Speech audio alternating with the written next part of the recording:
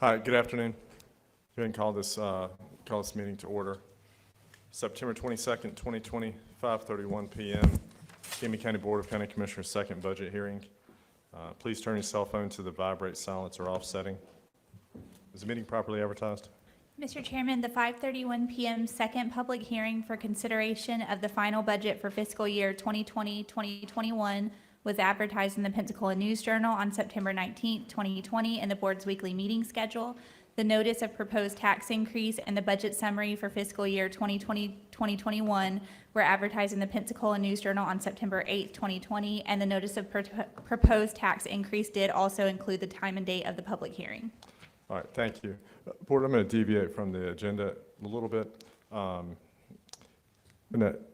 If there's no objection, going to have stand and have a moment of silence. Then, if you would follow me in the pledge to allegiance, and then we're going to have commissioners forum before we go into the agenda. So, if you would please stand, have a moment of silence as we think about the events of the last 7 days and so many of our friends and neighbors and constituents and family members that are hurting right now. So if you would please observe a moment of silence.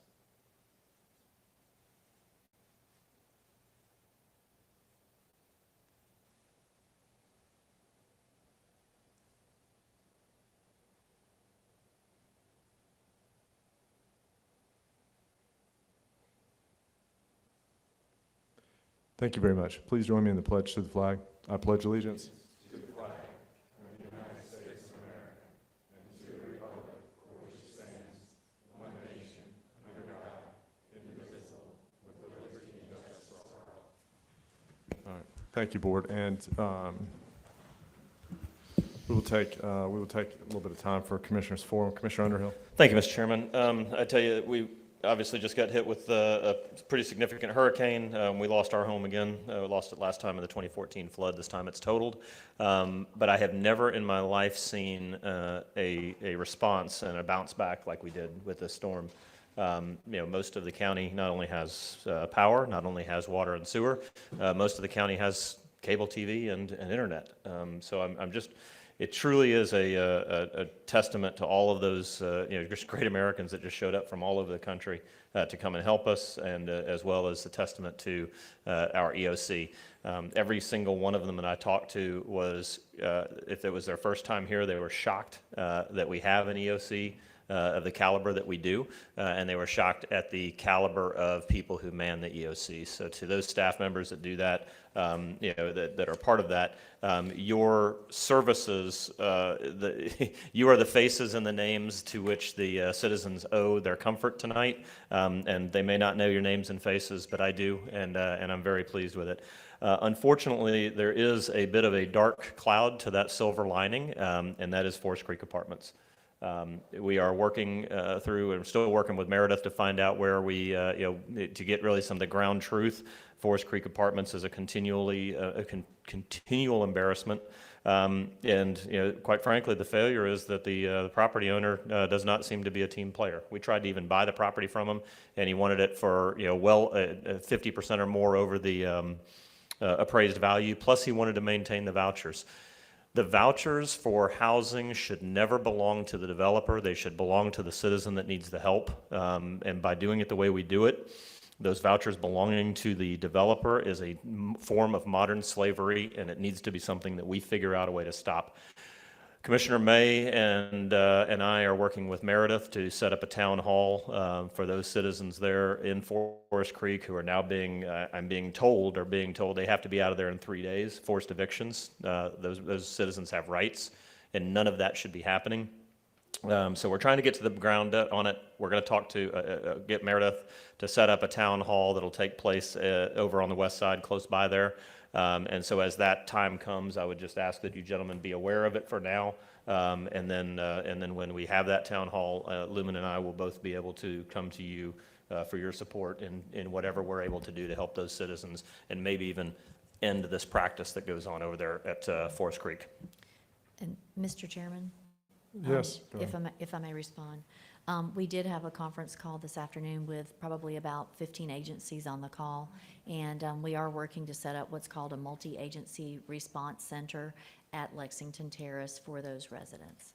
I can give you more as soon as we know more. Thank you, very much appreciate that. The biggest thing, and people can take a hit, but people can't take being left in the dark. They deserve information. Thank you. Absolutely, absolutely. And that was, that candidly, that was a big issue over the last week, but I'll keep my comments. Commissioner May? Thank you, Mr. Chairman. And Doug, I will respond, and although it's your district, certainly on the second text messages and calls that I get, and even the response back at Brownsville, has certainly, Forest Creek has been in the forefront. It's ridiculous that we have not called that out as a nuisance. It's a repetitive flooding issue that has happened in 5 years. We offered $17 million, well above the appraised price, which was not dollars that came out of the pockets of, directly ad valorem of Escambia County citizens. It was FEMA money, and, I was certainly willing to put more money at your leadership into giving some relief to those families, and it was rejected because of the lack of not allowing for those vouchers to go. The bottom line is people pay $864 a month to live in Forest Creek in a housing project that floods every time it's a sprinkle, and it's ridiculous. And so, Doug, I would support you. And if you don't do it, I will bring forth the motion to ask HUD to relieve them of those vouchers. And to ask I think Tim Tolbert's here, to look at, can we declare that a public nuisance or a hazard to the citizens of Escambia County? It's well beyond just the citizens of Forest Creek. It costs us hundreds of thousands of dollars every time it rains because we know, because of development, they live in a bowl. There's no way for us to create any type of engineering or water flow or inlets or drainage or stormwater control that will relieve those citizens of the conditions that they're in. And when it happens, it falls back on the shoulders of the elected. So, Doug, you'll find my support, and I don't care how aggressive you want to be. I'm going to be that aggressive in closing Forest Creek down. It's well beyond its life expectancy and what it's done to the citizens. We have what's called an unsafe building section in our ordinance and in the code. And if the building is unsafe, we would deem it unsafe, but that doesn't mean we can keep them out of it. We just placard it that it's unsafe, just to let them know. Have you investigated it at this time? Have not. Well, Mr. Tolbert, I think that your designation of that building, of those buildings, is critical to that multi-agency discussion that we need to be having, because ultimately what needs to happen is that, the thing is, my house wasn't unsafe and it ended up with 5 feet of water in it, okay? So flooding happens for a lot of people, especially in the southwest sector where we're very low-lying and flat. But these citizens do not have the mobility that I have, okay? These citizens are trapped there because those vouchers go to the building and not to the citizen who needs it. I don't know of any other, God, I hope there's not any other kind of government assistance that essentially creates that level of dependency. The purpose of government assistance is to try to get you out of a dependency situation, not creating one. So I'm going to be very interested in having your input on those buildings and their viability for that purpose. And I think it's going to be important as we have that discussion with HUD. When HUD creates these situations, they need to create situations that are safe and safer than the same standards that would apply to us, those of us who have more mobility. So you're definitely going to be a part of that discussion. Thank you. And Doug, while Tim's there, I don't know why, you got to have 3, but why aren't we sending a letter to HUD asking them to investigate the unsafe practices of living conditions of those citizens in Forest Creek? And so, if Tim could provide that type of data, to at least send a letter for them to investigate, because, we are wasting taxpayer dollars every day that we allow for a citizen to live there. And now citizens are being evicted, and we're trying to find housing for them, and we don't. And so each time there's a rain, we end up spending hundreds of thousands of dollars trying to provide supplement, housing, food, for the citizens in Forest Creek. So, I would like to open up the dialogue, again, and, and I don't know if Chips is here. I mean, I guess we've sent the money back to FEMA, the 17 million, Doug. I don't know.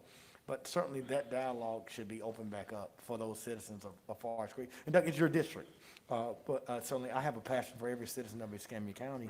And I've been out in Forest Creek in the last week, and it's ridiculous. I was out there with Governor Scott. I was out there with the previous governor. And again, when Governor DeSantis was in town. And it's repetitive. And so, I mean, the definition, of insanity is doing the same thing, expecting a different result. We will not get a different result in Forest Creek, no matter what we do. Commissioner, if I may, this was discussed during our conversation, roundtable discussion with our state delegation, Florida DEM officials, FEMA officials on Sunday. Florida DEM, I think had talked to the owner of the property and had indicated that the offer we had made last year was the best it was going to get. And I think everyone around that table is now ready to seek alternate avenue, including pulling the housing credit permits. And I think the other thing is we may want to look about sending the bill to that property owner for the cost of the rescues because he didn't take that. And we try to go about it the nice way. Yes.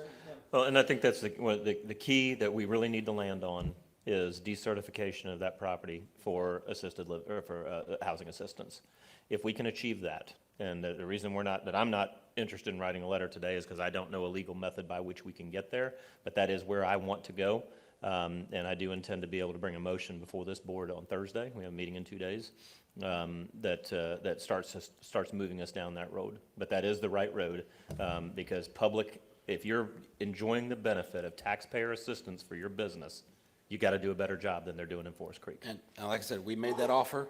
They chose not to accept it. We said that was the best it was going to get. And now we're seeking alternate means to help those people out. And the property owner isn't going to get is going to be left holding the bag this time. Yep. It was an absurdly generous offer that we gave the last time, and we were snubbed. Basically treated like he didn't have to talk to us. Well, there are other means by which we can make our community safe for our citizens. Absolutely. And Commissioner Bennett, thank you for that leadership. I'm glad that roundtable.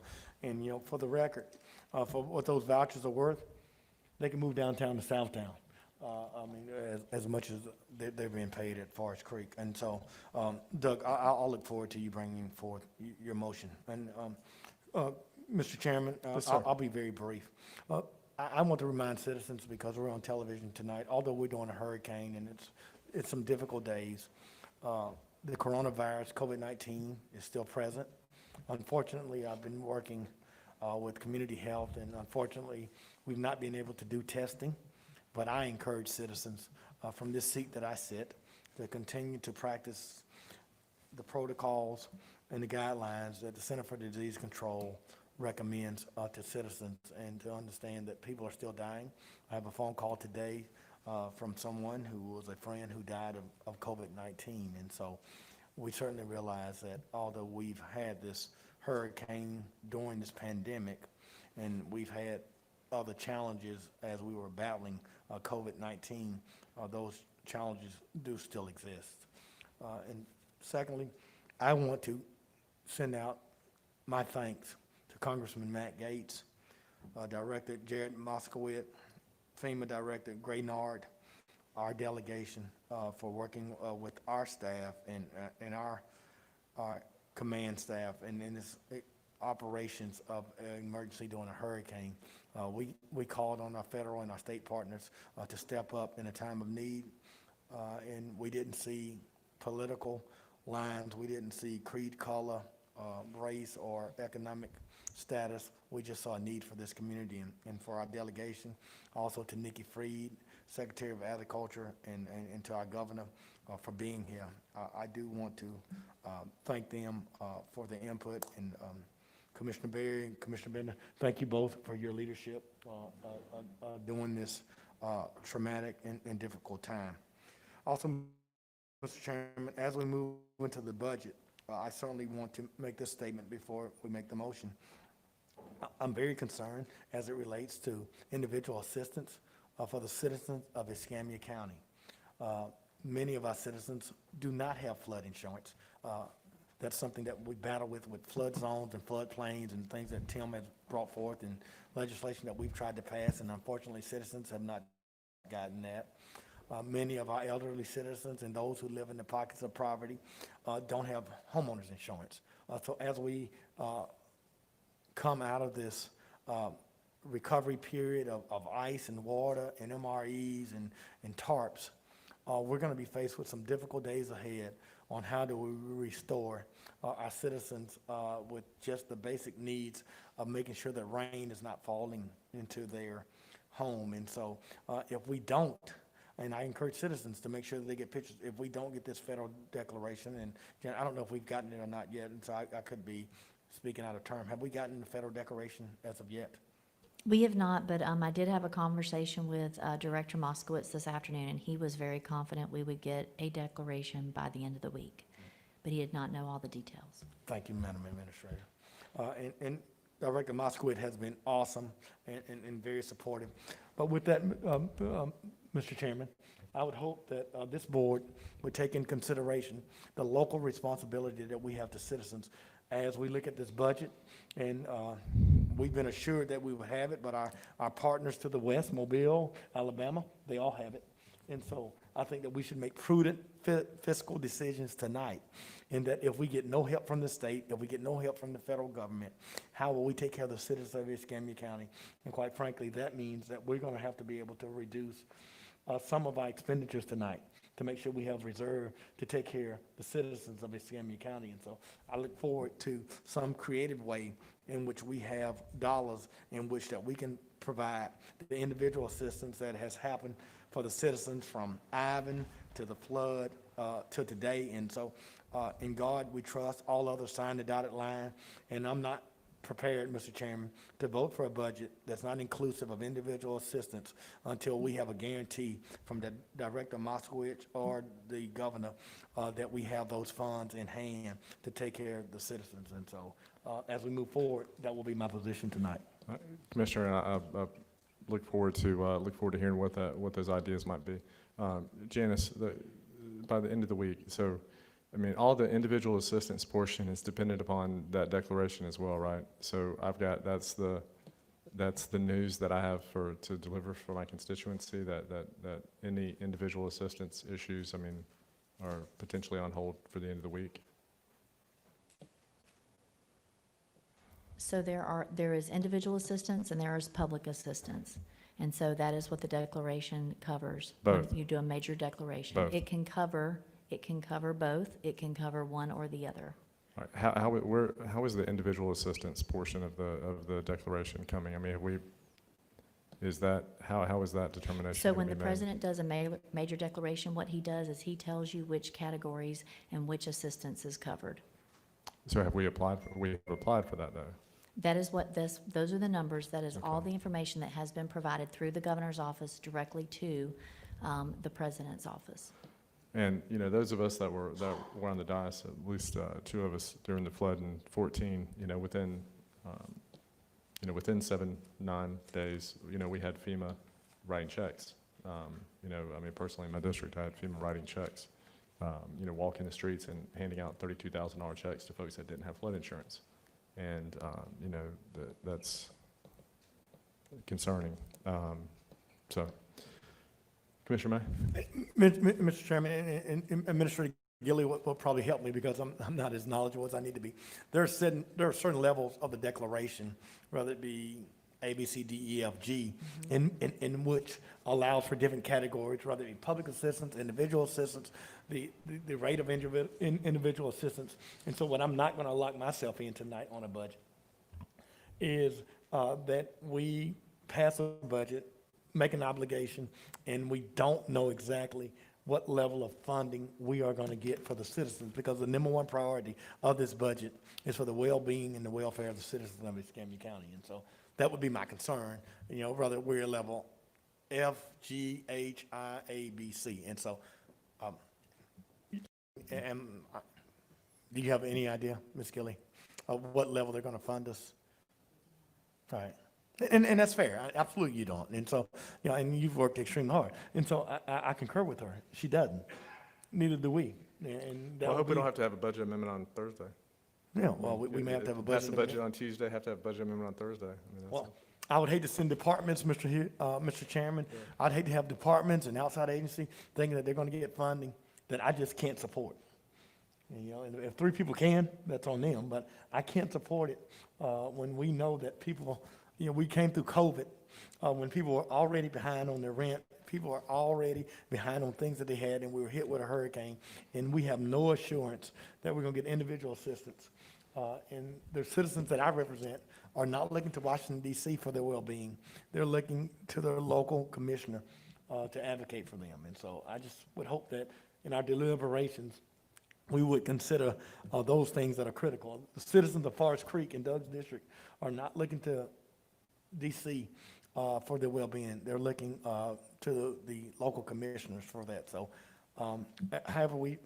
whatever we reserve, whatever we reduce, I just hope that we would keep that in mind during this budget cycle. We are doing a pandemic of a COVID-19 and a hurricane at the same time, and I can't project, and I'm the Liberal Democrat on the board, I can't project how we're not going to be conservative in the direction in which we go to make sure that we can take care of these citizens. Even if we don't, we have to me, we have to project that we don't get assistance. If we get it, there's a budget amendment that we can increase it. But, going back to decrease it, it's going to be very difficult for me. So, thank you, Mr. Chairman. Absolutely, Commissioner Bergosh. Well, I just want to start out on a positive note, and obviously we all know what happened last week, and we all lived through it, thank God. And first, I think it's important to recognize the glass is half full. It's my understanding we lost no citizens, and unless I'm wrong, I think there's one guy in a kayak, and I certainly hope he was found. I haven't heard, but in terms of, no? They did? No. Well, I'm trying to be positive. It's sad that we lost any lives, but I think it could have been much worse, and so I'm thankful for that. I'm thankful for the citizens that I've seen in my neighborhood, in my district, and throughout the county who are working together with their neighbors, hand in hand, helping take down big trees, helping to clear roads, helping the county staff. A lot of places around the world, I've been very fortunate to travel, you just don't see that. You see an earthquake on an island in the Caribbean, and 10 years later, they still don't have toilets that work and they're living in tents. This is America, the greatest country in the world, and within 7 days, we've got cable TV and air conditioning, and people are inconvenienced, but the glass is half full, and as bad as that storm was, we'll get through it. And so I certainly would be remiss if I did not recognize the staff that's worked 24/7 since this thing has happened, all weekend long.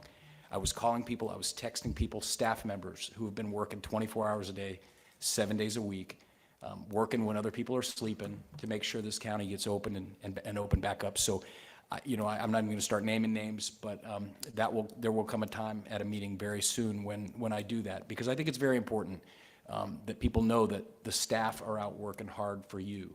You pay taxes, and you have a staff that's out there clearing roads, helping with the power restoration, working to help organize debris removal. We're making tough decisions up here about expenditures that are going to be in the tens of millions of dollars and whether or not we'll be reimbursed.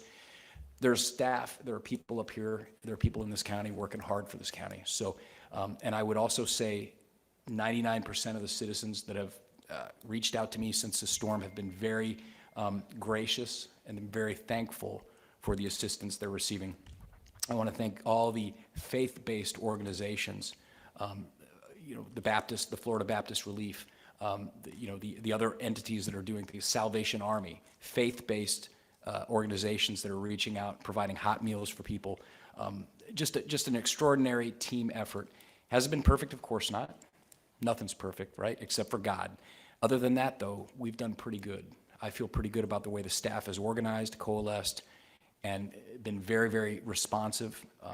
The power came back on. I know there were pockets that it took a while, but the power's back on. It's 7 days into this, and the power's back on. Again, we could look to an island in the Caribbean that's really a U.S. territory, and they still can't get it together. So we're very, very fortunate here. And I know it's hard to look at it that way if you've experienced a significant loss. But I want to just reiterate, the staff has been working hard. If you have a specific need, reach out to any one of us, reach out to the staff. We will bend over backwards to help you in any way we can, because here in Pensacola, Florida, in the United States of America, even in disasters, the glass is half full, and we're going to fill it up. Thank you, Mr. Chairman. Thank you. Yes, I'm glad that everyone made it through this Hurricane Sally safely, as safe as we did.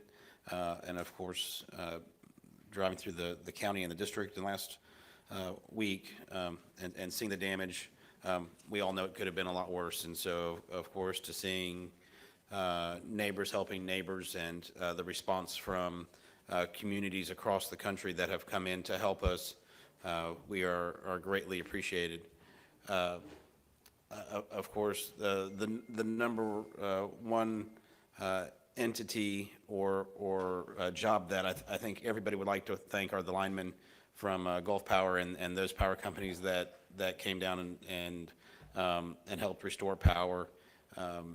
Again, we were fortunate in the damage that was done wasn't more, and that for the most part the power poles were still intact, and that definitely assisted in the restoration of power.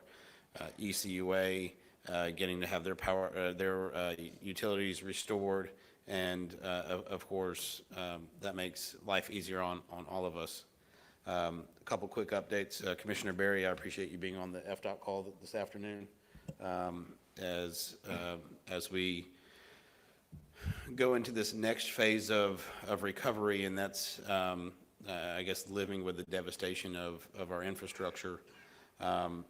Please know that we are working with the other local governments, the state government, the federal government, and its vendors to create solutions that we can live with. Although we would like to have resume normalcy as quickly as possible, know that the safety will not be compromised. That will be the one thing that I will have my eye on, is that the safety of our infrastructure is the number one priority. And I think you all would agree on that if it, the difference between an extra 2 months or something like that, 3 months, isn't worth the risk that it could pose. So we are working diligently to come up with alternative to solutions, but also know that the infrastructure to accept those is damaged as well, and we have to work through that. Robert, Yes, sir. what is the projected time of the downtime for the bridge? So, Yeah, Stephen was on the call, so Yeah, I so- don't think there was given one. But. Well, I just had a, yeah, so based on, I was on a GoToMeetings or Zoom call today with DOT, kind of updating us on it. They don't know. So there's, there were some initial timelines that were given, Friday and Saturday that don't seem like they're going to stick. It seems as if the assessment itself is going to be greater than, a week or 10 days to even start to get a feel for exactly what that timeline is going to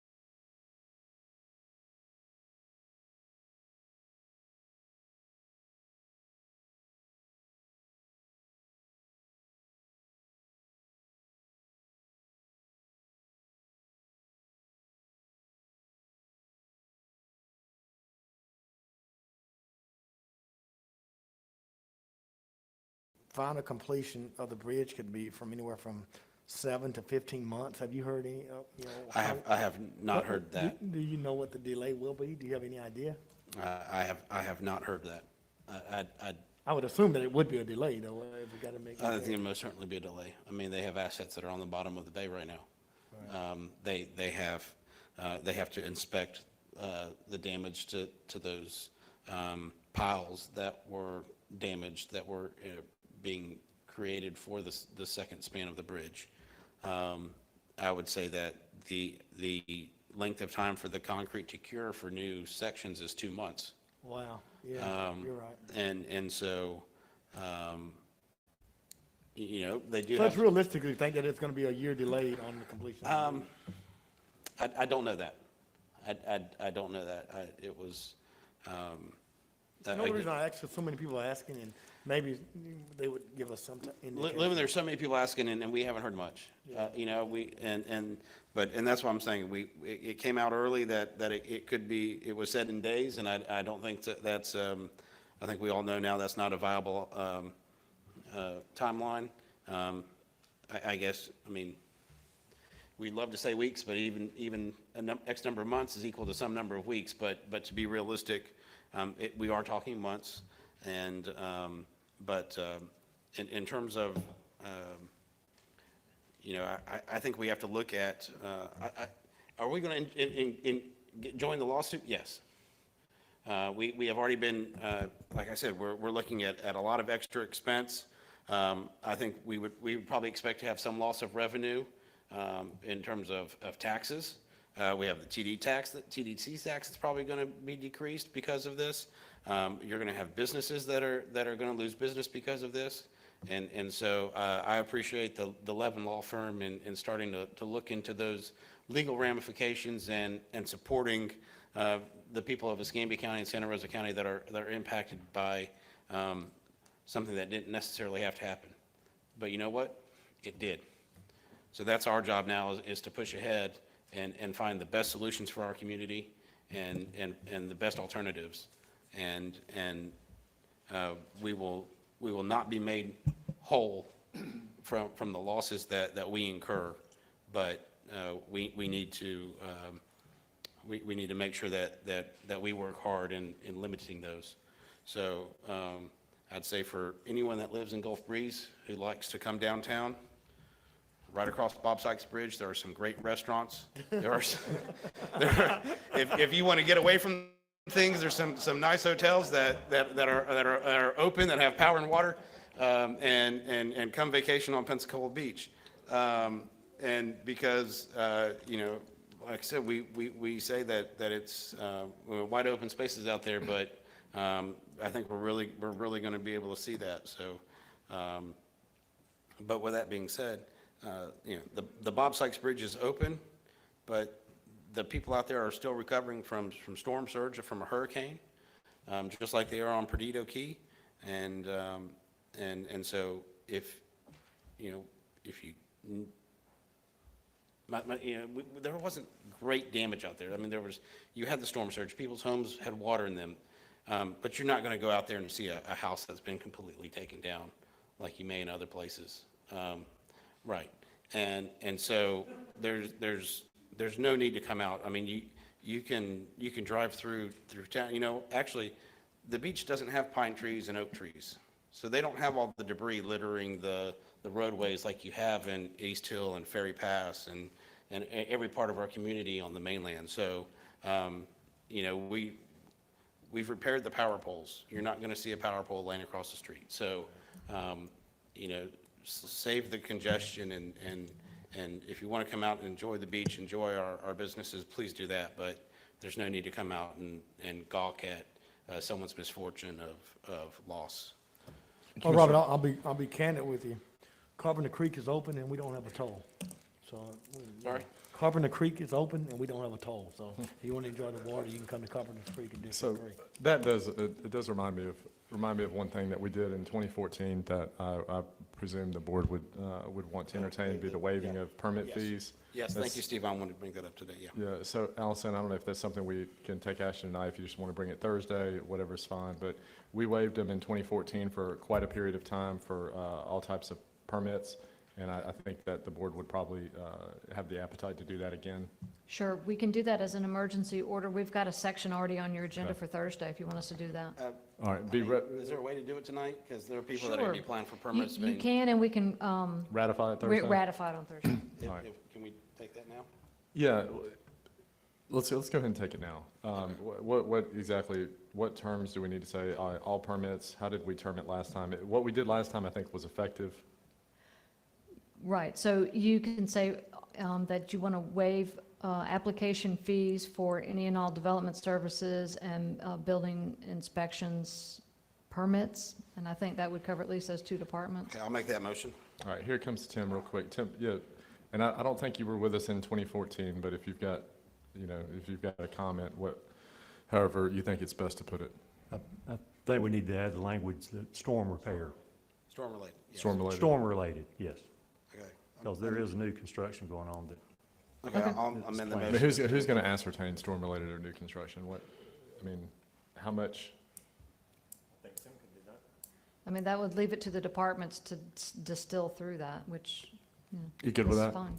Okay. yeah, we can do that. Okay, if he says he can do it, that's fine. All right, I'd entertain such a motion. Yeah. Robert? I'll second it. Any discussion, board? I don't see her voting. Mr. things. Chairman? Yes, ma'am. I just want to clarify, you are speaking about permits, so even whenever we have the permit that you can live in your RV on your property, you mean those permits as Yes, well? yes. Okay, I just want to make sure. Voting thing's not working tonight. Discussion? Yeah. So, One second, Doug. I'm sorry, go ahead, Janice, what'd you say? so the voting system has finally died. It will not Okay. work. Okay. That's the new one we bought when we got elected, Steve. Remember that? Yeah, maybe there's a clawback. Yeah, maybe there's a warranty on it. There's never a clawback. Commissioner Underhill? Thank you. Tim, one of the things as we look at the total, it's just a statement, just as we do this, we're talking about how tight our budget is, and then we're going to take on less revenue. It's the right thing to do. I'm going to be voting in favor of it, but I would want to know what the cost of it is. So at some point, I will want to know what the cost of the decision is to waive those fees. So if you could track that, I appreciate it. Board, any other comments? All right, seeing no others, please vote. All in favor, please raise your right hand. Seeing 5 in favor, that leaves none to dissent. The motion passes unanimously 5-0. All right, Allison, is there anything we need to do Thursday to ratify that, or no? You already are going to have a section Okay. all right. related to both COVID and hurricane on the county attorney's report, and we'll just put this in there as another item there for you all to memorialize as an emergency order that you can ratify. Okay, Robert, you still got the floor. And I appreciate that. Thank you, Steve. With that said, we did open a one-stop shop